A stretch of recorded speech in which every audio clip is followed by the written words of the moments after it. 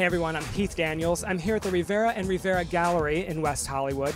If you've picked up a fashion magazine in the last 25 years, you've no doubt seen what Paris Vogue referred to as the male icon of the century. He embodies what male sensuality is for the 21st century. He's elegant, he's lustful, he's crude, he's sleazy, he's glamorous, he's a model, he's lowbrow, he's highbrow, he's everything all mixed together. I'm here at the opening night reception for Tony Ward, Ward of the State, a group exhibition celebrating model, actor, and artist muse, Tony Ward.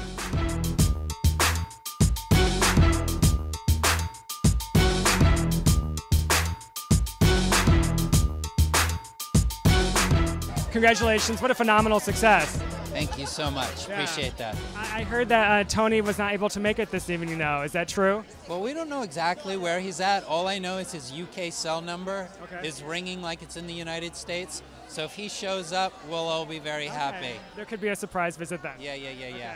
And that's when everyone mobs him in the middle of the room, I'm sure. I think that could happen. Yeah. How did you pick each person to be involved in tonight's show? Sure. Well, the definitive history is pretty much that most of these guys I've known for at least 20-something years. Okay. And some of the more emerging artists that you just mentioned, Maya Mercer, Ray Turner, even though they are established in their own right, they came into our circle a little bit after the fact. And because of their work is so sensational, I wanted to make sure that they were in the show. Yes, it's a series of photographs that I call the Lady Killers. And it started from me being troubled about gender identity, masculine, feminine hybrids, also inspired by Greek mythology. He has a look that is unlike anybody else's look. I mean, he's incredibly built, obviously, and then he's got this structure.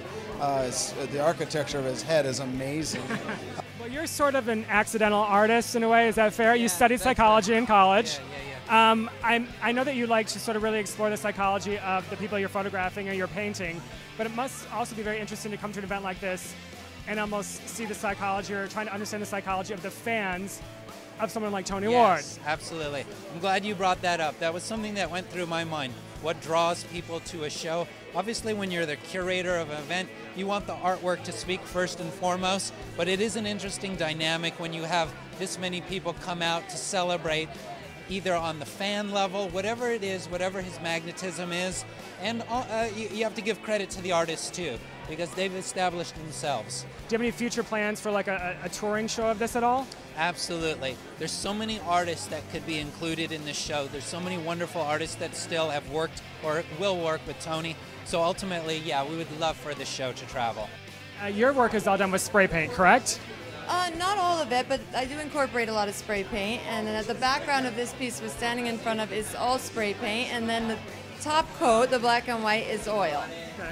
What I love is I saw a bunch of your work on YouTube where you're literally just spray painting on the sides of buildings. Yeah, I did a bunch of Tonys around town at the Antebellum Gallery, and there was one on Venice Beach, and one in I think it's Gary Street.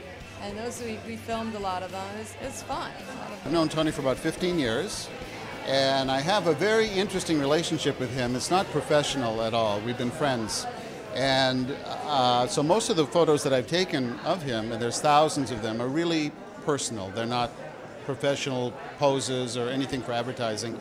And most of these photos here, they either come from a vacation we took together in Yosemite a few years ago, or a cross-country trip that we took. We drove from Maine to California. Well, I think what makes him interesting is if there is a male model out there that is more comfortable taking his clothes off. I'm not really sure who it is. I mean, maybe Joe D'Alessandro back in the day, perhaps, but... Joe was, but Joe didn't really work as a professional model like Tony did. Yeah. Tony, began his career naked. And I think maybe that's part of his comfort. It doesn't bother him. He's used to it. With no reservations about doing it? Not at all, not at all. No, he drops his pants at the strangest times. Well, maybe and we like that, and we're all good with that. I'm here with an amazing artist, I gotta say, Rick Castro. It's such a pleasure to meet you, and you have so much work represented here tonight. Oh, thank you. You're welcome. You've known Tony for since like 20 years or so now, 25 years? Oh, try 30. 30 years? Yeah, longer than I care to remember. Yeah. Before he had any tattoos, or did you meet him when he had a tattoo? When he was totally bare. I met him when he was about 22. Well, Paris Vogue magazine recently named him the male icon of the century. I said it before that. Okay. I used to say that he was the Joe D'Alessandro of the 90s, but now that's a little bit late. So now he's definitely like to me, he's a 21st century man. You're also sort of responsible, I think, for bringing Tony Ward to the public in a way that we hadn't seen before, because you're very much involved with Hustler White. Yes. Tell me how that project came about. In 1992, I met Bruce LaBruce, and I told him about a project I was working on called Hustler White, which is a documentary, a VHS documentary, date myself again, VHS documentary about street hustlers in Santa Monica Boulevard. And when I thought about casting the lead of character, I thought of Tony immediately. But at that time, he had already done a lot of videos with Madonna, and he had been dating her, and he was in a sex book, and he had become like pretty high profile. So, I made like a feeble attempt to contact him and just say, oh, will you be in my film? And, I didn't hear back from him. And so we went ahead and cast an actual hustler for the lead, whose name was Monty. Okay. And during that time, Monty got a girl pregnant, he married another girl, he stole a car, and he stole somebody's guitar, so we figured that he was a security risk. So I called Tony back again. I said, just look at the script and see what you think. So he looked at the script and called me back within an hour, and he said, I definitely want to do this film. Well, it's so perfect that you kept his name as Montgomery, because Montgomery Ward was like such the subversive great thing in that film. Sure, and does that shop even exist anymore, Montgomery Ward? I don't know, but I got to say that coming from a rural town in Michigan and having seen Hustler White on VHS back in the day, I was ridiculously disappointed when I moved to LA and there was not a hustler scene on Santa Monica Boulevard when I got here. So you were responsible for a dream that never came true for me. Blame the internet. Yeah. It's all about the internet. It took over any kind of street culture.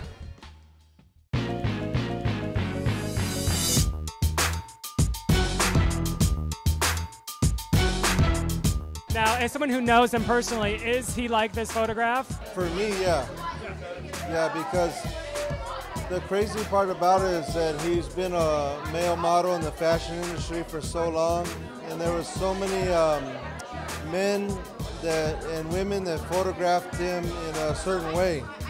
They always photographed him as like sexy or the softer side of him, But when I was around him, he just was normal and just acted, like a, just like a, regular guy, I heard his wife is expecting, which is the reason that Tony Ward couldn't be here tonight, is that his wife is expecting and they live in England. So is that true?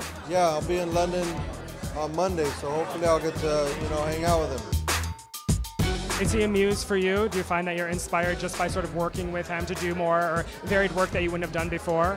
Yeah, Tony's, he's a chameleon, He can transform himself kind of at a moment's notice, and he's one of the few people that have worked as a model, as an artist, and as an actor that can literally transform himself. He certainly appeals to so many different demographics. You have the fashion demographic, you have an artist demographic, you have a huge gay icon that he is. Absolutely. Rock stars. Models. Yeah. Everyone is like, Tony is one of those people that I think is, it's easy to become enamored with and by Tony. I'm Heath Daniels. Make sure you check out Tony Ward, Ward of the State, running right here at the Rivera and Rivera Gallery in West Hollywood. It's going through June 28th. Make sure you check it out.